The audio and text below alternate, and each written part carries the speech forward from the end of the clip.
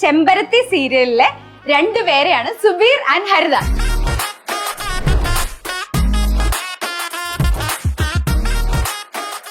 ഞങ്ങൾക്ക് റെഡ് ചെമ്പരത്തി പൂ കിട്ടിയില്ല. ഞങ്ങൾ മാറി നടന്ന് തപ്പി നോക്കി, ഞങ്ങൾക്ക് റെഡ് കിട്ടിയില്ല.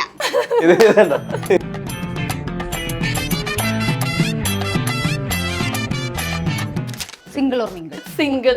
കുട്ടി സിംഗിൾ. 10 വർഷമായിട്ട് മിംഗിള്. 10 വർഷത്തെ പ്രേമാണോ? പ്രേമല്ല, കല്യാണം കഴിഞ്ഞു. 10 വർഷം മുമ്പ് കല്യാണം കഴിഞ്ഞ മനുഷ്യനാണ്. ഇത് മറ്റേ പണ്ട് മറ്റേ ദുൽഖറിനെ മമ്മൂട്ടി നേരത്തെ കെട്ടിച്ചു, ഇൻഡസ്ട്രിയിലേക്ക് വിടുന്നോണ്ട് നേരത്തെ കെട്ടിച്ചു എന്നൊക്കെ പറയുന്നത്. ഇൻഡസ്ട്രിയിലേക്ക് വിടാനല്ല, വേറെ എന്തോ കാരണം കൊണ്ട് നേരത്തെ കെട്ടിച്ചു. ഇത് പണ്ടത്തിനെ പറ്റി നേരത്തെ പറഞ്ഞു വെച്ചേക്കാണത്. ആ ഒരു ചോദ്യം വേണ്ടത്. ശരിക്കും ഈ ഒരു മുഖം കണ്ടിട്ട് എങ്ങനെയാ വീട്ടിലെ വേലക്കാരനാണെന്ന് തെറ്റിദ്ധരിക്കാൻ തോന്നി? കല്യാണി പഠിപ്പും വിദ്യാഭ്യാസമൊന്നും ഇല്ലാത്ത കുട്ടിയാണല്ലോ. ജീവിത സാഹചര്യങ്ങൾ കൊണ്ട് ഇഷ്ടം എനിക്കും അറിയുന്ന പോലെ ഭാവിക്കാനും അല്ലെങ്കിൽ തിരിച്ചു കാണിക്കാനും പറ്റിയില്ല. പക്ഷേ ഇനി ഒന്നിനും വേണ്ടി തീരില്ല. കട്ട് ചെയ്തോ? ഇനി ഒന്നിനും വേണ്ടി മഹിയേട്ടനെ വിട്ടുകൊടുക്കാൻ ഞാൻ തയ്യാറല്ല. ഇപ്പോഴെങ്കിലും എനിക്ക് തോന്നിയല്ലോ.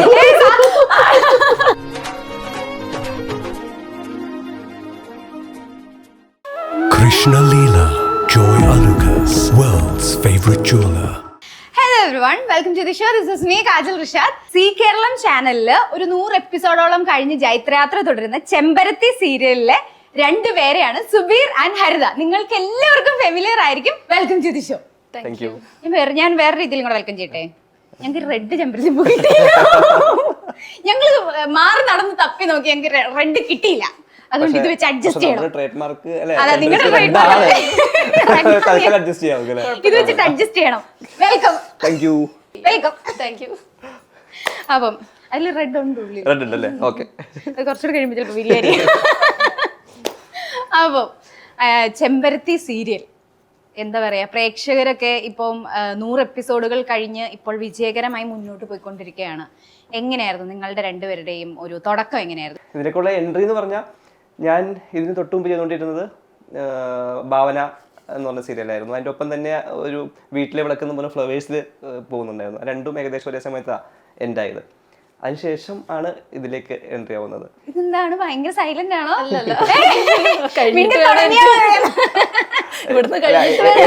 ഇടയൊക്കെ സംസാരിക്കില്ല, അതാണ്.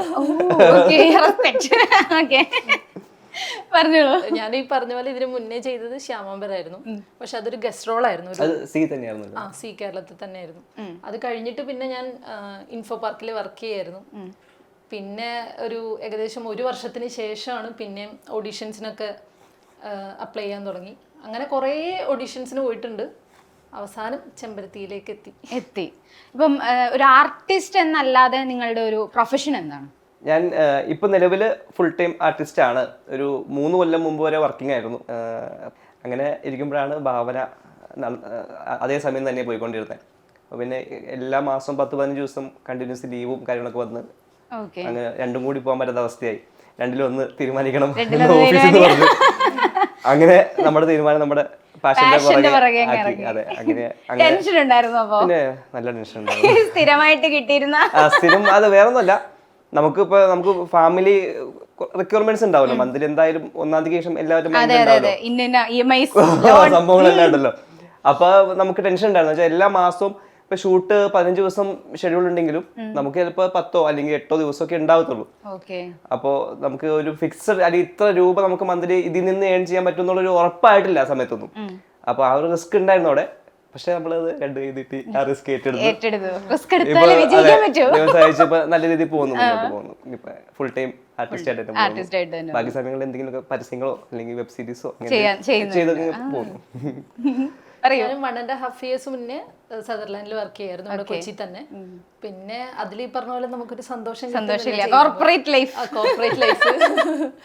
അപ്പം അപ്പൊ തൊട്ടേ ആക്ടിങ് ആണ് ഉള്ളിലുള്ളത്. അപ്പൊ ഞാൻ ഓഡീഷൻസിന് പോകാറുണ്ട്. അവിടെ മെഡിക്കൽ ലീവ് ആണെന്നൊക്കെ പറഞ്ഞ് ഞാൻ ട്രിവാൻഡ്രം വന്ന് മോക്ക് ടെസ്റ്റ് ഒക്കെ എടുത്ത് തിരിച്ചു പോരും. പിന്നെ ഈ പറഞ്ഞ പോലെ എനിക്ക് ചെമ്പരത്തി ഓക്കെ ആവുന്നതിന് മുന്നെയാണ് ഞാൻ റിസൈൻ ചെയ്യുന്ന ജോലി. അപ്പൊ അത് വീട്ടിൽ നിന്നുള്ള ഒരു സപ്പോർട്ടും കൂടിയാണ്. ചേട്ടനാ പറഞ്ഞത് ഇഷ്ടമില്ലാത്ത ജോലി ചെയ്യണ്ട, റിസൈൻ ചെയ്തോ, എന്നിട്ട് ഫുൾ ടൈം ഇതന്നെ ട്രൈ ചെയ്തോളാൻ പറഞ്ഞു. ആ ഒരു ധൈര്യത്തിലാണ് ഞാൻ ഇറങ്ങുന്നത്. റിസൈൻ ചെയ്ത് പിന്നെ ഒരു 6 months കഴിഞ്ഞപ്പോൾ ചെമ്പരത്തി. ഓക്കെ, അപ്പൊ രണ്ടുപേരും പാഷന്റെ പുറകെ, അതായത് ഒരു കോർപ്പറേറ്റ് ലൈഫൊക്കെ മാറ്റി വെച്ച് പാഷന്റെ പുറകെ ഇപ്പൊ വിജയിച്ച് രണ്ടുപേരും ഇങ്ങനെ ഇരിക്കുന്നു. ഓക്കെ, അപ്പം നിങ്ങളുടെ രണ്ടുപേരും 2 നാട്ടുകാരാണ്. അപ്പൊ ഞാൻ പറയട്ടെ, ഇപ്പം സുബീറിന്റെ നാട്, അത് ആ വേർഡ് പറയാതെ ഒരു സ്പെഷ്യാലിറ്റി പറയാൻ പറ്റുമോ? ആ നാടിന്റെ ഒരു സ്പെഷ്യാലിറ്റി. സംസാര ഭാഷയെന്ന് മനസ്സിലാവും പ്രേക്ഷകർക്ക് ഓൾറെഡി. അല്ല, അതല്ല, ഇപ്പൊ നമ്മൾ മാക്സിമം ഡബ് ചെയ്യുന്നത് ഞാൻ തന്നെയാ. അപ്പൊ മാക്സിമം ആ ഒരു ഇത് പിടിക്കാൻ ശ്രമിക്കാറുണ്ട്. അതല്ലല്ലോ പറഞ്ഞത്. അതിലേക്ക് വരണമല്ലോ, സ്ട്രൈറ്റ് വരാൻ പറ്റത്തില്ലല്ലോ. സ്ക്രീനിൽ കണ്ടിട്ട് നേരിട്ട് കാണുമ്പോ പലരും ചോദിക്കാറുണ്ട് നാടോടിയാന്ന് ചോദിക്കും. അപ്പൊ മൂവാറ്റുപുഴാന്ന് പറയും. അപ്പൊ പറയുമ്പോ തന്നെ എനിക്ക് തോന്നി ഡബിങ് സ്വന്തം ചെയ്യുന്നല്ലേ.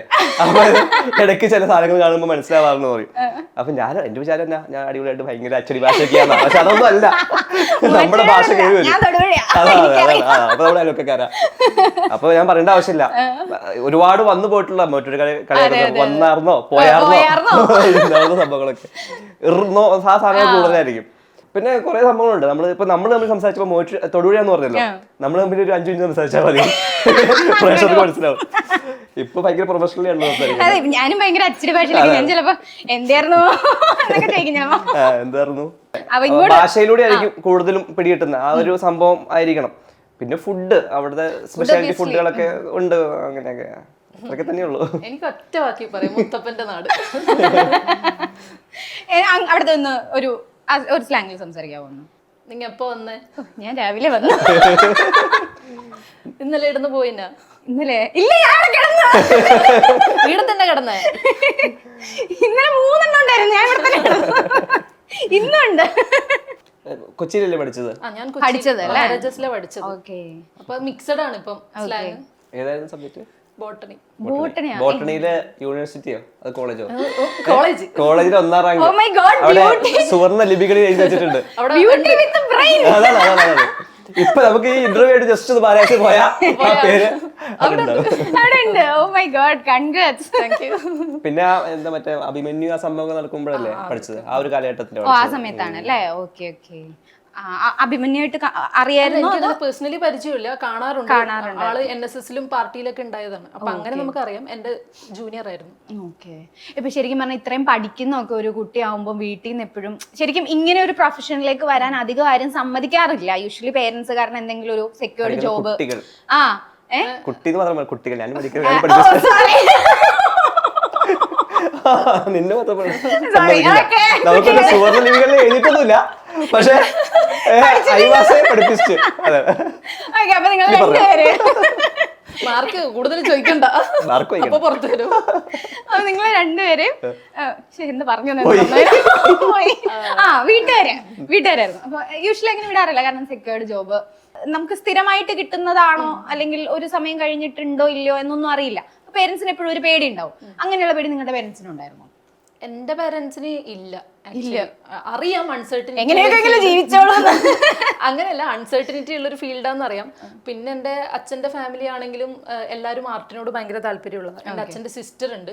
സിസ്റ്റർ ഈ പറഞ്ഞ പോലെ കുറെ സീരിയലും സിനിമ ഒക്കെ ചെറിയ ചെറിയ വേഷങ്ങളാണെങ്കിലും ചെയ്തിട്ടുള്ള ആളാണ്. അപ്പൊ അവിടെ നിന്നാണ് എന്റെ തുടക്കം. എളമയുടെ കൂടെയാണ് ഞാൻ ആദ്യമായിട്ട് ഒരു ആൽബം ചെയ്യുന്നത്. അപ്പൊ വീട്ടിലെല്ലാവർക്കും ഇഷ്ടമുള്ള ഒരു മേഖലയാണ് ആർട്ട് എന്ന് പറയുന്നത്. അതുകൊണ്ടായിരിക്കും അങ്ങനെ ഒരു കൺഫ്യൂഷൻ ഇല്ല. വീട്ടിൽ നിന്ന് നല്ല സപ്പോർട്ട് ഉണ്ട്. അതിന്റെ നേരെ ഓപ്പോസിറ്റ്. ആർട്ടുപരമായിട്ടുള്ള സംഭവങ്ങളൊന്നും ഇല്ല. ഒന്ന് രണ്ടാമത് നല്ല ടെൻഷൻ ഉണ്ട് അവർക്ക്. പിന്നെ ഈ പറഞ്ഞ പോലെ ഈ മെയിൻ ഇൻകം ഏണറിൽ പെടുന്ന ഒരാളാണ് ഞാൻ ഫാമിലിയില്. അല്ല, രണ്ടാമത്തെ മകനാണ്. പക്ഷെ 2 മക്കള്, രണ്ടാളും ഈക്വലി അങ്ങനെയല്ലേ മുന്നോട്ട് പോകും. ഞങ്ങൾ ഒന്നിച്ചാണ്, ഞാൻ ചേട്ടനുള്ളു. ഞങ്ങൾ ഒന്നിച്ചൊരു വീട് ഇങ്ങനെ പോകുന്നത്. സത്യം പറഞ്ഞ വീട്ടിൽ പറഞ്ഞ 5-6 മാസം പറയാണ്ട് കൊണ്ടേ നടന്നു. 6 മാസം മിനിമം കൊണ്ടേ നടന്നു എന്റെ ഒരു ഓർമ്മ. അതിന്റെ ഇടയ്ക്ക് ചേട്ടൻപുള്ളി പിടിച്ചു. ചേട്ടൻപുള്ളി ചോദിച്ചു, ചേട്ടാ നീ പോണില്ലേ? പുള്ളിയുടെ അടുത്ത് കള്ളം പറയാൻ പറ്റില്ല. ഞാൻ പറഞ്ഞില്ല, തൽക്കാലം പറയണ്ടെന്ന് പറഞ്ഞു. അങ്ങനെ അറിയിച്ചില്ല. പിന്നെ ഓട്ടോമാറ്റിക്കലി മറ്റേ വർക്കൊക്കെ വന്ന് മറ്റേ വീട്ടിലെ വിളക്ക് സ്റ്റാർട്ടായി. അങ്ങനെ ഒക്കെ പോയി, ഒരു അഡ്ജസ്റ്റ്മെന്റിലൊക്കെ പോയി. ഇപ്പോ എന്ന് പറഞ്ഞു കഴിഞ്ഞാൽ നിങ്ങൾ പുറത്തിറങ്ങി കഴിഞ്ഞാലും നിങ്ങളെ തിരിച്ചറിയുന്ന തരത്തിലേക്ക് എത്തിക്കഴിഞ്ഞു. അപ്പൊ അത് വീട്ടുകാരുടെ കൂടെ പോകുമ്പോൾ തിരിച്ചറിയുമ്പോൾ ഉള്ള ഒരു ഫീൽ എന്താ? ഭയങ്കര സന്തോഷല്ലേ. നമ്മൾ ആഗ്രഹിച്ചതൊക്കെ തന്നെയാണല്ലോ.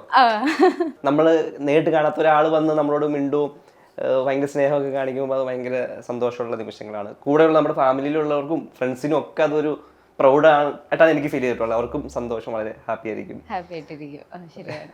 വീട്ടിൽ സെയിം ആണ്. എന്നെക്കാളും താല്പര്യമുള്ള ആൾക്കാർ ഇതിനോടല്ല. അപ്പൊ ആരെങ്കിലും പരിചയപ്പെടാനൊക്കെ വരുമ്പോ ഭയങ്കര സന്തോഷമാണ്. പ്രത്യേകിച്ച് അമ്മ, ചേട്ടൻ, ചേട്ടത്തി ഭയങ്കര സന്തോഷം. പിന്നെ നമ്മളെ ആ പേരെടുത്ത് വിളിക്കുമ്പോഴേ മഹി അല്ലെങ്കിൽ ചിന്നു എന്ന് പറഞ്ഞൊരു വിളി വിളിക്കുമ്പോ നമുക്ക് ഭയങ്കര സന്തോഷമാണ്. അതിന് നമ്മളെ കഥാപാത്രത്തിലൂടെ അറിയപ്പെടുന്നത് ഭയങ്കര സന്തോഷമുള്ള കാര്യം. ശരിക്കും നിങ്ങളുടെ പേരിനേക്കാളും കഥാപാത്രത്തിന്റെ പേര് 100%. 100 ആളുണ്ടെങ്കിൽ 99 ആളും ആ പേരെടുത്ത് വിളിച്ചിട്ടുള്ളത്. അത് ആ വിളിക്കും. അതിൽ നമുക്കും ഒരു സന്തോഷമാണ്.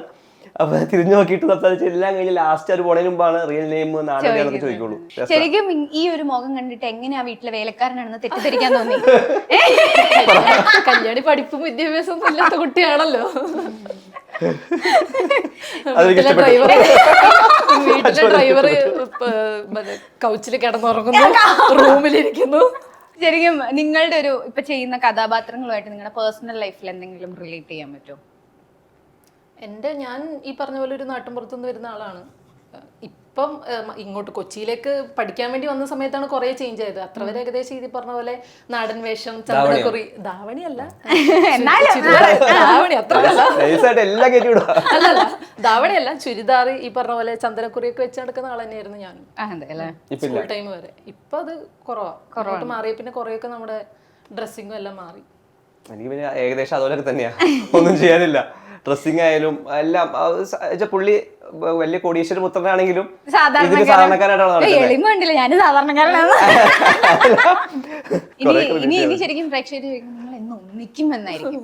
പക്ഷെ അത് കുറച്ച് കഴിയണം, അധികം താമസിക്കില്ല എന്നാണ് ഞങ്ങൾക്ക് അറിയാൻ കഴിഞ്ഞത്.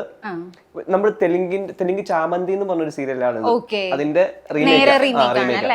അതും സി തെലുങ്കിലുള്ള.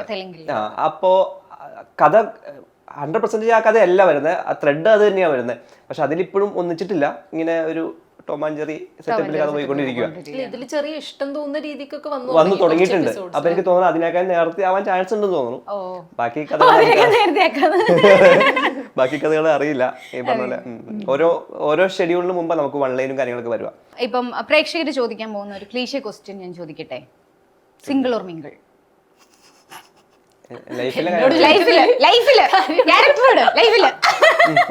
സിംഗിൾ.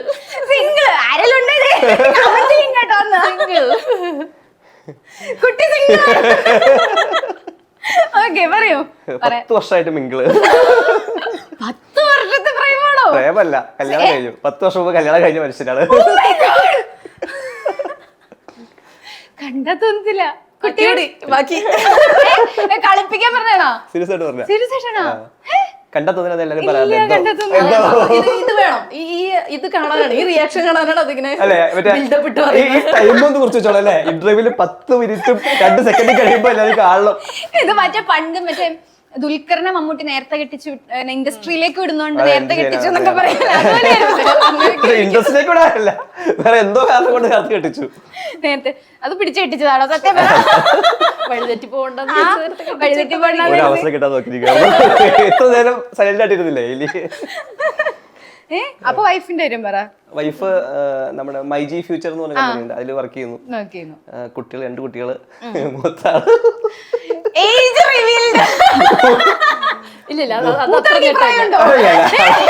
ചിരി കണ്ടൊന്നും വെച്ചതാ. മൂത്താള് 3ാം ക്ലാസ്സിൽ പഠിക്കുന്നു, മോളാണ്. ഇളയാള് LKG മോനാണ്. ചെറിയൊരു ഫാമിലി. ഫാമിലി മാൻ ആയിരുന്നു. അതെനിക്കറിയില്ല ലിറ്ററലി. സോറി, അത് ഞാൻ നോക്കിയില്ല. അതെ, ആരാധികമാർക്ക് സങ്കടമായി പോയി. അപ്പൊ വൈഫ് എങ്ങനെയാണ് ഇതിന്റെ സപ്പോർട്ട്? പറയൂ. വൈഫ് സപ്പോർട്ടാണ്, കുഴപ്പമൊന്നുമില്ല. നമ്മള് വളരെ മാന്യരായതുകൊണ്ട് അവർക്ക് അറിയാം. അപ്പൊ ഈ ജോലി റിസൈൻ ചെയ്ത സമയത്തൊക്കെ വൈഫ് ഉണ്ട്? ഓക്കെ, അപ്പൊ വൈഫിന് അറിയില്ലായിരുന്നു? അത് അത് ഈ റിയാക്ഷനൊക്കെ വരണമെങ്കിൽ ഇത് ആദ്യമായി പറഞ്ഞ രസം ഉണ്ടാവില്ല. ഇത് പണ്ടത്തിനെ പറ്റി നേരത്തെ പറഞ്ഞു വെച്ചേക്കായിരുന്നു. ആ ഒരു ചോദ്യം വേണ്ടത്. ഓൾറെഡി റിവീൽ ആയതാണ് കഴിഞ്ഞൊരു ഇന്റർവ്യൂ. വൈഫിനോടും പറഞ്ഞിട്ടില്ല, ആരോടും പറഞ്ഞില്ല. വൈഫിനോട് ഒട്ടും പറയാൻ പറ്റില്ല, ഓടിക്കും. അപ്പൊ അതങ്ങനെ തന്നെ ഞാൻ പറഞ്ഞില്ല, 6 മാസം മുതൽ 1 വർഷം വരെ പലരും അറിഞ്ഞിട്ടില്ല. ഓക്കെ, അപ്പം ബാക്ക് ടു നമുക്ക് സീരിയലിലേക്ക് വരികയാണെങ്കിൽ ഏത് ഇമോഷൻ ചെയ്യാൻ ഏറ്റവും കൂടുതൽ എളുപ്പം? യൂഷ്വലി എന്റെ സ്വഭാവം വെച്ച് എനിക്ക് ദേഷ്യമാണ്, പക്ഷേ എന്റെ ഇതില് ദേഷ്യപ്പെടാനില്ല. ക്യാരക്ടർ പാവമായതുകൊണ്ട് കരയാനായിരിക്കും. കരയാനായിരിക്കും ഇഷ്ടം. പൂർണ്ണമായിട്ട് പാവം എന്ന് പറയാൻ പറ്റില്ല. അല്ല അങ്ങനല്ല, കുറെയൊക്കെ ഉരുളക്ക് ഉപ്പേരി മറുപടി കൊടുക്കും. ശരിക്കും ഈ പാവപ്പെട്ട നായികമാരെ പോലെയല്ല, അത്യാവശ്യം വന്നു കഴിഞ്ഞാൽ റിയാക്ട് ചെയ്യുന്ന ഒരു ക്യാരക്ടറാണ് കല്യാണി. ഭയങ്കര അങ്ങനെ ഒരു വൾണറബിൾ അല്ല. കോമഡി ശരിക്കും എനിക്ക് വഴങ്ങുമെന്ന് പറയുന്നുണ്ട്, പക്ഷെ കോമഡി അധികം ചെയ്യാനൊന്നുമില്ല. എന്നാലും ഞങ്ങൾ തമ്മിലുള്ള ചില കോമ്പോസ് ഉണ്ട്, അതിന് കോമഡി ഒക്കെ കൂടുതൽ വരുന്നത്. കോമഡിയാണ് വരുന്നത്. സെന്റിമെന്റ് പക്ഷെ അതും കുറവാ. എന്താ ചെയ്യാ,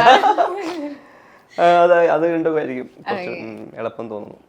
ഇനിയിപ്പോ വരുമ്പോ ഒരു റൊമാൻറ്റിക് സീൻസ് ഒക്കെ ആണെങ്കിൽ മന്തിക്ക് ഇടയ്ക്കിടയ്ക്ക് വരാറുണ്ട്. സ്വപ്നം കാണും, പുള്ളി സ്വപ്നം കാണാം. കുട്ടില് തേങ്ങ ഇടുന്ന പോലെ ഇടക്കിടക്കുണ്ട്. സ്വപ്നമാണ് ഭയങ്കര ആശ്വാസം. ഇമാജിനേഷനിലെല്ലാം അപ്പൊ സ്വപ്നം കാണുമ്പോ ഇടയ്ക്ക് കുറച്ച് റൊമാൻസ് ഒക്കെ ഇടയ്ക്കിടയ്ക്ക് വരും. അങ്ങനെ പോകുന്നു. ഇതില് പിന്നെ നമ്മുടെ വില്ലത്തി എന്ന് പറയുന്നത് സ്വന്തം ചേച്ചി റെനീഷ. അപ്പൊ റെനീഷിനെ പറ്റി പറയുകയാണെങ്കിൽ നമുക്ക് ബിഗ് ബോസിലാണ് ഏറ്റവും കൂടുതൽ ഇത് വന്നത്. എങ്ങനെയാണ് നിങ്ങളുടെ ഒരു എന്താ പറയാ of the behind the screen എങ്ങനെയാണ് നിങ്ങളുടെ ഒരു കോംബോ? ഭയങ്കര കമ്പനിയാണ്. ഒരു സെക്കൻഡ് ഒരുപാട് ചിന്തിക്കില്ല. ഞങ്ങള് സമപ്രായക്കാരായതുകൊണ്ട്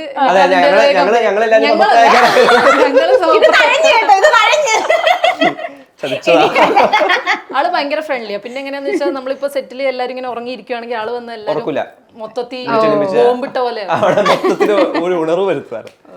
ഉറങ്ങിയിരിക്കാൻ സമ്മതിക്കില്ല. ഭയങ്കര ആക്റ്റീവാണ്. ശരിക്കും ആള് ബിഗ് ബോസ് പോയ ടൈമിൽ ഇതില്ലല്ലോ, തുടങ്ങി അതിന് മുമ്പല്ലേ? ഇതിപ്പോ ഈ റീസെന്റ് അല്ലേ? അത് എനിക്ക് സീസൺ 5 അല്ലേ? 5 എന്തോ 5 ആണ്. ഒരുപാട് നാൾ മുമ്പ്. അത് ഇതിപ്പോ നമ്മള് കുറച്ച് മാസങ്ങളല്ലേ ആയുള്ളൂ. ഓക്കെ. അപ്പൊ ഞാൻ കുറച്ച് ക്വസ്റ്റ്യൻസ് ചോദിക്കട്ടെ. ചോദിക്കും. ഫെയിം വന്നതിന് ശേഷം നിങ്ങളുടെ ജീവിതത്തിൽ എന്തെങ്കിലും മാറ്റങ്ങളുണ്ടോ? ഫെയിം വന്നതിന് ശേഷം ഇല്ല, അങ്ങനെ ഭയങ്കര ഫെയിം എന്ന് പറയാനായിട്ടില്ല, തുടങ്ങിയിട്ടേ ഉള്ളൂ. സന്തോഷം. ഇപ്പൊ ഈ ആളുകള് നമ്മളെ മനസ്സിലാക്കുന്നു, സംസാരിക്കുന്നു, അതാണ് മേജറായിട്ട് പറയാനുള്ള ഒരു മാറ്റം എന്ന് പറയാം. അപ്പൊ നമുക്കൊരു സന്തോഷം, വളരെ ഹാപ്പിയാണ് അത് കാണുമ്പോ ആ ഒരു സംഭവം. ലൈഫിൽ ഒരിക്കൽ എടുത്ത ഒരു റോങ് ഡിസിഷൻ? ചില ഡിസിഷൻസ് എടുക്കാൻ ലേറ്റ് ആയിട്ടുണ്ട്. അതൊക്കെ തന്നെയാവുന്നു റോങ് ഡിസിഷൻ. ഇപ്പൊ നമ്മൾ തിരിഞ്ഞു നോക്കുമ്പോ അത് കുറച്ചുകൂടി നേരത്തെ ആക്കാമായിരുന്നു എന്നൊക്കെ തോന്നുന്നുണ്ട്. അങ്ങനെ സംഭവങ്ങൾ അങ്ങനെ തോന്നുന്നു. സ്ട്രെസ് വന്നാൽ നിങ്ങൾ എങ്ങനെ ഹാൻഡിൽ ചെയ്യും? സ്ട്രെസ് വരാറില്ല, ഇഷ്ടപ്പെട്ട ജോലി ചെയ്യുന്നതുകൊണ്ട് സ്ട്രെസ് ഇല്ലാന്നാണോ? അങ്ങനെയല്ല, ലൈഫിൽ അല്ലാതെയും സ്ട്രെസ് വരും. ജോലി റിലേറ്റഡ് ആണെന്നുണ്ടെങ്കിൽ ഈ പറഞ്ഞ പോലെ ഇഷ്ടപ്പെട്ട ജോലി ആയതുകൊണ്ട് സ്ട്രെസ് വളരെ കമ്പാരിറ്റീവ്ലി കുറവായിരിക്കും. അത് അങ്ങനെയാണല്ലോ, ഇഷ്ടപ്പെട്ട ജോലി ചെയ്യുമ്പോൾ ഒരിക്കലും ഒരു മടുപ്പ് അങ്ങനെ തോന്നില്ല. ഇപ്പൊ നമ്മൾ ഷൂട്ടിംഗ് ആണെങ്കിൽ രാവിലെ 6 മണിക്ക് ഇപ്പൊ നമ്മൾ റെഡിയായി പോയി ഒരു 8 മണിയാകുമ്പോൾ ഷൂട്ട് സ്റ്റാർട്ട് ചെയ്ത് രാത്രി 9 മണി 9:30 ആണ് നോർമൽ ഡേയ്സിൽ. ചില ദിവസങ്ങളിൽ അത് നൈറ്റ് ഒക്കെ ഷൂട്ട് പോവുകയും ചെയ്യും. എല്ലാ ദിവസവും അല്ല, ചില ദിവസങ്ങളിലൊക്കെ. അപ്പൊ അത് വലിയ രീതിയിൽ ബാധിക്കില്ല. ഇങ്ങനെ എല്ലാവരും ഉണ്ട്, വലിയൊരു കമ്പനിയാണ്, ഫുൾ ക്രൂ ആയിട്ടൊരു കമ്പനി പോകും. പിന്നെ നമ്മുടെ ഇഷ്ടപ്പെട്ടൊരു ജോലിയാണ്, അതുകൊണ്ട് ഒരു മടുപ്പൊന്നും ഫീൽ ചെയ്യത്തില്ല. ശരീരത്തിന് ചിലപ്പോൾ ക്ഷീണം ഉണ്ടായേക്കാം, പക്ഷെ അത് മനസ്സ് ആക്റ്റീവ് ആണെങ്കിൽ അതൊന്നും ബാധിക്കത്തില്ലല്ലോ. അങ്ങനെ അത് ജീവിതത്തിൽ നിന്ന് മാറ്റാൻ ആഗ്രഹിക്കുന്ന ഒരു ഹാബിറ്റ്? ഒന്നും ഇല്ലാണ്ടായി നീ പറഞ്ഞു. ദുശീലങ്ങളൊന്നും ഇല്ലെന്നല്ലേ? ഒരു ദുശീലമില്ലാതെ ആ ഫോൺ യൂസ് കുറച്ച് എക്സ്ട്രീം ആണ്. ഈ വെറുതെ ഇരിക്കുമ്പോൾ ഷൂട്ടിന്റെ സമയത്ത് അത്രയും നമുക്ക് ഫോൺ യൂസ് ചെയ്യാനൊന്നും തോന്നില്ല. നമ്മൾ ആ ഒരു ക്യാരക്ടറും ആ വൈബിലും ഷൂട്ടിങ്ങിലൊക്കെ ആയിട്ട് മുഴുകിയിരുന്നോളും. പക്ഷെ വീട്ടിലെത്തി കഴിഞ്ഞാല്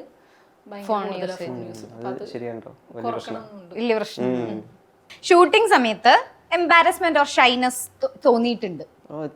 സ്റ്റാർട്ടിങ്ങിലൊക്കെ തോന്നിയിട്ടുണ്ട്. ഇന്ന സീൻ ഏതെങ്കിലും ഓർമ്മയുണ്ടോ? അങ്ങനെയല്ല ഉദ്ദേശം. ഇപ്പൊ നമ്മളൊരു ക്രൗഡില് ഔട്ട്ഡോർ പോണ സമയമൊക്കെ ആയിരിക്കാം. അപ്പോ ആളുകളൊക്കെ നോക്കൂലോ. അപ്പൊ നമുക്ക് ഒരു ഷൈനെസ് ഒക്കെ ഫീൽ ചെയ്യും. പക്ഷെ അതിലേക്ക് ആയി കഴിഞ്ഞാൽ പിന്നെ കുഴപ്പമില്ല. സ്റ്റാർട്ട് പറഞ്ഞു കഴിഞ്ഞാൽ പിന്നെ പിന്നെ ഇതിലേക്ക് ആയിരിക്കും കോൺസെൻട്രേഷൻ. പിന്നെ ബാക്കി പുറത്ത് നടക്കുന്നത് നമ്മുടെ മൈൻഡിൽ വരില്ല. എനിക്ക് അങ്ങനെ തോന്നിയിട്ടില്ല. പുറത്തു പോകുന്നത് പണ്ടോട്ടെ സ്റ്റേജിലൊക്കെ പെർഫോം ചെയ്യുന്നതുകൊണ്ട് അങ്ങനത്തെ പ്രശ്നങ്ങളില്ല. ഈ ഷൂട്ട് ചെയ്യുന്ന സമയത്ത് ഈ ആദ്യം നമുക്ക് അറിയില്ലല്ലോ, ക്യാമറ സജഷൻ പറയുമ്പോൾ ഒരു സംശയം ഡൗട്ടും ഉണ്ട്. അപ്പൊ അങ്ങനെ മാത്രമേ ഉണ്ടായിട്ടുള്ളൂ. നിങ്ങൾ ഫസ്റ്റ് കണ്ടപ്പോൾ നിങ്ങളുടെ ഫസ്റ്റ് ഇംപ്രഷൻ എന്തായിരുന്നു? സ്റ്റാർട്ടിങ്ങിൽ എല്ലാവരും പതുക്കെയാണല്ലോ ഇങ്ങനെ കമ്പനി ആയി വരുക. എപ്പോഴും പറയുന്നേ ഒരു 2 ദിവസത്തെ ഒരു വർക്ക്ഷോപ്പ് പോലെ ഉണ്ടായിരുന്നു. എല്ലാ ആർട്ടിസ്റ്റിനെയും വിളിച്ച് ചാനലിന്റെ ആൾക്കാരും വന്ന്, ക്യാമറ ടീം ഉൾപ്പെടെ എല്ലാവരും വന്നിട്ടുണ്ടായിരുന്നു. അപ്പൊ അന്നേരം എല്ലാവരും പരിചയപ്പെടുത്തുമല്ലോ. ഫസ്റ്റ് ഹായ് ഞാൻ ഇന്നയാള് എന്നൊക്കെ പറഞ്ഞ്. അപ്പൊ ഞാൻ ആദ്യം പരിചയപ്പെടുത്തുന്നത് എന്റെ കഴിഞ്ഞു. ഹായ് ഞാൻ ഹരിത ഗോപി. ഞാൻ എപ്പോഴും അത് കളിയാക്കും, ഹായ് ഞാൻ ഹരിത ഗോപി. അപ്പൊ ഞാൻ ഫസ്റ്റ് കാണുന്ന അന്നേരം അതിന് മുമ്പ് പരിചയപ്പെടാനുള്ള അവസരം കിട്ടിയില്ല. അപ്പൊ എന്റെ മനസ്സിൽ എപ്പോഴും അതാ അവിടെ എഴുന്നേറ്റ് നിന്നിട്ട് ആ സെൽഫ് ഇൻട്രോ ചെയ്യുന്ന സംഭവമാണ് എന്റെ മനസ്സിൽ വരുന്നത്. ഇപ്പൊ നിനക്കും അങ്ങനെയൊക്കെ തന്നെ ആയിരിക്കും ഏറെക്കുറെ അങ്ങനെ നമ്മൾ അന്ന് സംസാരിച്ചിട്ടേ ഇല്ല സത്യം പറഞ്ഞാൽ. ഫസ്റ്റ് ഡേ അങ്ങോട്ടും ഇങ്ങോട്ടും ഒന്നും ഒരു കോൺവെർസേഷൻ ഉണ്ടായിട്ടില്ല. ഹായ് പറഞ്ഞ അത്ര ജസ്റ്റ് ഇങ്ങനെ വരും. ഇപ്പൊ ഫുഡ് കഴിക്കാൻ പോയി തിരിച്ചു വരുമ്പോ അവിടെ ഇത്ര ഉണ്ടായിട്ടുള്ളൂ. ഞാൻ എന്താ ഹനുമാൻ സ്വാമിയാ? പക്ഷെ എന്റെ ഫസ്റ്റ് ഇംപ്രഷൻ അപ്പൊ കണ്ടപ്പോഴും ഒരു പാവം. ഇപ്പൊ അങ്ങനെയല്ല. അപ്പൊ ഫാൻസിൽ നിന്ന് ലഭിച്ച ഏറ്റവും വിയേർഡ് ആയിട്ടുള്ള ഒരു മെസ്സേജ്. വിയേർഡ് എന്ന് പറയാൻ പറ്റില്ല. അവര് പറയും സീരിയൽ അതിന്റെ ഒരു വില കുറച്ച് കാണിക്കുന്ന ഒരു സംഭവമുണ്ട്. അത് ഇഷ്ടപ്പെടില്ല നമുക്ക്, മനസ്സിൽ ഇഷ്ടപ്പെടില്ല. പറഞ്ഞ ചിരിച്ചിട്ടുണ്ട് അന്നിരിക്കെങ്കിലും അഞ്ച വേറെ ഒന്നല്ല. അത് നമുക്ക് നമ്മൾ ചെയ്യുന്നൊരു വർക്കാണല്ലോ. അതിന് വന്നിട്ട് അവര് പറയുമ്പോ സീരിയലില്ല ഞങ്ങൾ കാണാറില്ല കേട്ടോ, സീരിയൽ ഒന്നും വെക്കാറില്ല. ഇപ്പൊ ഒരു ഫാമിലി ആണെങ്കിൽ ലേഡീസ് കാണുമ്പോൾ ഓടി വരും, സംസാരിക്കും. ചിലപ്പോ അതിൽ ആണുങ്ങൾക്ക് ഓ സീരിയൽ അല്ല ഞാൻ സീരിയല് കാണാറില്ല പറയാൻ പറ്റില്ല. ഇവിടെ ചോദിച്ചില്ല. പറഞ്ഞില്ല. എനിക്ക് വിയേർഡ് ആയിട്ട് അങ്ങനെ മെസ്സേജ് ഒന്നും വന്നിട്ടില്ല. ഇടക്കിടക്ക് എന്നെ നോക്കുന്നുണ്ട്. ഇത് കഴിഞ്ഞിട്ട് ആ നോട്ടം ഇടുന്നുണ്ട്. ഇത് കഴിഞ്ഞിട്ട് അടുത്തത് ഞാൻ ചോദിക്കാം കഴിയുന്നേ ഇല്ല. ആള് വരെ മറന്നുപോയി എന്നോട് ചോദിക്കാൻ. വിയേർഡായിട്ടുള്ള മെസ്സേജ് ഒന്നും വന്നിട്ടില്ല. പ്രപ്പോസൽ വന്നിട്ടുണ്ടോ? ഇല്ല. യൂഷ്വൽ മെസ്സേജ് ഇങ്ങനെ ഇഷ്ടാണ്, അങ്ങനത്തെ ഐ ലവ് യു എന്ന് പറഞ്ഞ പ്രപ്പോസൽ പോലെയല്ലേ? അത് അങ്ങനത്തെ പ്രപ്പോസലായിട്ട് എടുക്കാൻ പറ്റില്ല. അത് ഓക്കെ. ഇനിയിപ്പോ നിങ്ങളുടെ ഒരു ബിഗസ്റ്റ് ഡ്രീം എന്ന് പറയുന്നത് സിനിമ തന്നെയായിരിക്കുമല്ലോ ഒബ്വിയസ്ലി. നോക്കുന്നുണ്ടോ? ചാൻസസ് വന്നിട്ടുണ്ടോ? എന്തെങ്കിലും റിവീൽ ചെയ്യാൻ പാകത്തിനുണ്ടോ? ഇല്ല, റിവീൽ ചെയ്യാൻ പാകത്തിനൊന്നുമില്ല. അങ്ങനെ നിരന്തരം ശ്രമം നടത്തുന്നുണ്ട്. പറഞ്ഞ പോലെ സീരിയലിൽ നിന്ന് അങ്ങോട്ട് കയറാനായിട്ട് ചെറിയ ചെറിയ പ്രശ്നങ്ങളൊക്കെ അങ്ങനെ ഒരു ന്യൂസ് ഉണ്ട് കോമൺലി. സീരിയലിൽ നിന്നും സിനിമയിലേക്ക് എത്തിപ്പെടുക എന്ന് പറയുന്നത് കുറച്ച് പാടാണ്. നമ്മുടെ ഫേസ് ഭയങ്കര ഫെമിലിയർ ആണല്ലോ, എല്ലാ ദിവസവും കാണുമല്ലേ. അപ്പം സിനിമക്ക് പോകുമ്പോ ഒരു ഫ്രഷ് ഫേസ് എന്നുള്ളൊരു സാധനം ഉണ്ട്. അതുകൊണ്ടായിരിക്കാം ചിലപ്പോ. ടെക്നിക്കൽ വശങ്ങൾ രണ്ടിന് രണ്ടാണല്ലോ. ഈ പറഞ്ഞ പ്രോംപ്റ്റിംഗ് രീതി ഇപ്പൊ സിനിമയിൽ എല്ലാ പണ്ടൊക്കെ ഉണ്ടെന്ന് ഇങ്ങനെ സാറൊക്കെ പറഞ്ഞു കേട്ടിട്ടുണ്ട്. പ്രോംപ്റ്റിംഗ് നല്ല രീതിയിൽ ഉണ്ടായിരുന്നു. പക്ഷെ ഇപ്പൊ എല്ലാം പഠിച്ച് പറയുന്ന രീതിയൊക്കെയാണ്. അപ്പൊ അത് അവിടെ തന്നെ ഒരു മാറ്റമായല്ലോ. ഇവര് ഞങ്ങൾ സ്റ്റാർട്ടിങ് മുതലേ പ്രോംപ്റ്റിംഗ് അല്ലെങ്കിൽ കിടക്കുവാണല്ലോ. അപ്പൊ അത് തുടക്കം തന്നെ ഒരു ബുദ്ധിമുട്ട് അവിടെ ഉണ്ട് ടെക്നിക്കൽ സൈഡ്. പിന്നെ ഈ പറയുന്ന സംഭവങ്ങൾ, പിന്നെ ഷൂട്ടിന്റെ ഇടയ്ക്ക് അവിടെ ഒരു മാസത്തെ ഡേറ്റ് ഒക്കെ ഇപ്പൊ പറയുന്നത് സീരിയലിൽ മുടങ്ങും. പിന്നെ റിസ്ക് എടുത്ത് ഒഴിവാക്കിയിട്ട് പോകുന്ന ആർട്ടിസ്റ്റുകളുണ്ട് കേട്ടോ. അവരും പോയി ചെയ്യുന്നുണ്ട്. പക്ഷെ അത് എത്രമാത്രം സക്സസ്ഫുൾ ആവുന്നുള്ളത് അറിയില്ല ഇപ്പോഴും. നമുക്ക് ഇത് കളഞ്ഞിട്ട് ഒരിക്കലും സിനിമയിലേക്ക് പോകാൻ പറ്റത്തില്ല, പോവില്ല. രണ്ടുപേരുടെയും ലൈഫിൽ ഏറ്റവും ഇൻസ്പയർഡ് ആയിട്ടുള്ള ഒരു പേഴ്സണെ പറ്റി പറയാൻ പറഞ്ഞാൽ? എനിക്ക് എല്ലാ കാര്യത്തിനും ഇൻസ്പിറേഷൻ എൻ്റെ അമ്മ തന്നെയാണ്. അതെന്തിനാണെങ്കിലും ഇപ്പം ചെറുപ്പം തൊട്ട് എന്നെ ഈ സ്റ്റേജ് പരിപാടികൾക്കൊക്കെ പറഞ്ഞു വിടുന്നത് അമ്മയാണ്. അമ്മേൻ്റെ ഓരോ ആഗ്രഹങ്ങളാണ് ഇതെല്ലാം. അപ്പോൾ അമ്മയാണ് എൻ്റെ ഇൻസ്പിറേഷൻ. ചിലപ്പോൾ പറയാറുണ്ട് അമ്മമാർക്ക് സാധിക്കാതെ പോയത് മക്കളിലൂടെ അങ്ങനെയൊക്കെ കൊണ്ടുവരുന്ന അമ്മമാരുണ്ട്. അപ്പൊ ഞാനിങ്ങനെ ഓരോ കാര്യങ്ങൾ ചെയ്യുമ്പോൾ അമ്മക്ക് കിട്ടുന്ന സന്തോഷമാണ് എൻ്റെ ഇൻസ്പിറേഷൻ. ഓഫ് കോഴ്സ് അമ്മ ഇൻസ്പിറേഷൻ ആണ്. അതുപോലെ നമ്മൾ ആർട്ടിസ്റ്റ് എന്നുള്ള രീതിയിൽ സ്വപ്നം കണ്ടു തുടങ്ങിയപ്പോൾ നമുക്ക് നമ്മുടെ ലാലേട്ടനാണ് ഇൻസ്പിറേഷൻ. അങ്ങനെ നമ്മുടെ ചെറുപ്പം പോലെ നമ്മുടെ സൂപ്പർ സ്റ്റാർ ആണല്ലോ നമ്മുടെ ലാലേട്ടൻ. ലാലേട്ടനാണ് ഇൻസ്പിറേഷൻ. ഓക്കെ. അപ്പൊ നമ്മുടെ ലാസ്റ്റ് ആയിട്ട് ഞാനൊരു ടാസ്ക് തരാം. അത് ഒരു നോർമൽ ടാസ്ക് ആണ്. എന്താന്ന് വെച്ച് കഴിഞ്ഞാല് പ്രപ്പോസർ തോന്നി ഞാനാണോ പൂവെടുത്തോ? ചെമ്പരത്തി പൂ തന്നെ എടുത്തോ? വാടിപ്പോയി ഇത്ര നേരം. മഹേട്ട എവിടുന്നോ വന്ന് കയറിയൊരു പെൺകുട്ടിയാണ് ഞാൻ. ഏതോ നാട്ടിൻപുറത്ത് നിന്ന് ഒരു ദിവസം നിങ്ങളുടെ വീട്ടിലേക്ക് എത്തി. അപ്പം എൻ്റെ ഓരോ പേരോ ഒന്നും അറിയാതെ എൻ്റെ പ്രശ്നങ്ങളിലെല്ലാം എന്നെ ഹെൽപ്പ് ചെയ്തു, സഹായിച്ചു. എൻ്റെ അമ്മക്ക് വയ്യാത്തപ്പോൾ എൻ്റെ കണ്ണും ഹോസ്പിറ്റലിൽ അച്ഛൻ ജയിലിലായപ്പോൾ അച്ഛന് വേണ്ടി ആ വക്കീൽ വേഷം പിന്നെ അണിഞ്ഞു, ഘോരം വാദിച്ചു. അപ്പോൾ ചിലപ്പോഴൊക്കെ മഹിയേട്ടൻ്റെ നോട്ടത്തിലും ഭാവത്തിലും എനിക്ക് തോന്നിയിട്ടുണ്ട് എന്നെ ഇഷ്ടമാണെന്ന്. ജീവിത സാഹചര്യങ്ങൾ കൊണ്ട് ആ ഇഷ്ടം എനിക്കും അറിയുന്ന പോലെ ഭാവിക്കാനോ അല്ലെങ്കിൽ തിരിച്ചു കാണിക്കാനോ പറ്റിയിട്ടില്ല. പക്ഷേ ഇനി ഒന്നിനും വേണ്ടി തീരില്ല, കട്ട് ചെയ്തോ. നീ ഇനി ഒന്നിനും വേണ്ടി മഹിയേട്ടനെ വിട്ടുകൊടുക്കാൻ ഞാൻ തയ്യാറല്ല. I love you. ഇപ്പോഴെങ്കിലും എനിക്ക് തോന്നിയല്ലോ. പ്രേക്ഷകർക്ക് ഒരു നിമിഷം ഇതാ ഇതാ ഇതാ നിങ്ങൾക്കിത് വിശ്വസിക്കാമോ? Thank you. ഈ ബോട്ടണി സ്റ്റുഡന്റ് ആയിട്ട് ലാസ്റ്റ് ഒരു ടാസ്ക് കൂടെ ചോദിക്കട്ടെ. അയ്യോ. ഇതിന്റെ സയന്റിഫിക് നെയിം പറയാമോ? ഹിബിസ്കസ് റോസ സൈനസിസ് എല്ലാണെന്ന് തോന്നുന്നു. ഛേ, ഉറപ്പില്ല. ബോട്ടണിക്കാരെ എനിക്ക് ഉറപ്പില്ല, ഞാൻ ഗൂഗിളിൽ നോക്കിയിട്ട് പറയാം. ഇനി ഇതുപോലെ നിങ്ങളുടെ എന്താണോ ഡ്രീം അതിലേക്ക് എത്തിപ്പെടാൻ പറ്റട്ടെ, ആഗ്രഹിക്കുന്നതൊക്കെ എത്തിപ്പിടിക്കാൻ പറ്റട്ടെ. Thank you so much. നിങ്ങൾക്ക് പ്രേക്ഷകരോട് എന്തെങ്കിലും പറയാനുണ്ടോ? എനിക്ക് ഇപ്പൊ 100 എപ്പിസോഡായി. ഇപ്പൊ പ്രേക്ഷകരുടെ സപ്പോർട്ട് കൊണ്ടാണ് നമ്മൾ ഇത്രയും നന്നായിട്ട് മുന്നോട്ട് പോകുന്നത്. അപ്പൊ അതേപോലെ ഇനിയും സപ്പോർട്ടും സ്നേഹവും ഒക്കെ നമ്മൾ പ്രതീക്ഷിക്കുന്നുണ്ട്. കൂടെ ഉണ്ടാവും നമ്മൾ വിശ്വസിക്കുന്നു. അതാണ് നമ്മുടെ സ്ട്രെങ്ത്.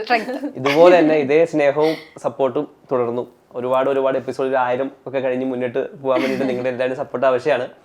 അപ്പോൾ കൂടുതൽ പേരോട് പറയുക, നമ്മുടെ കഥകൾ ഇഷ്ടപ്പെട്ട എല്ലാവരും ഷെയർ ചെയ്യുക, എന്നിട്ട് എന്നും ഇതുപോലെ കാണുക, സപ്പോർട്ട് ചെയ്യുക. ഓക്കെ, അപ്പോൾ thank you so much. Thank you. Krishna Leela, Joy Alucas, world's favorite jeweler.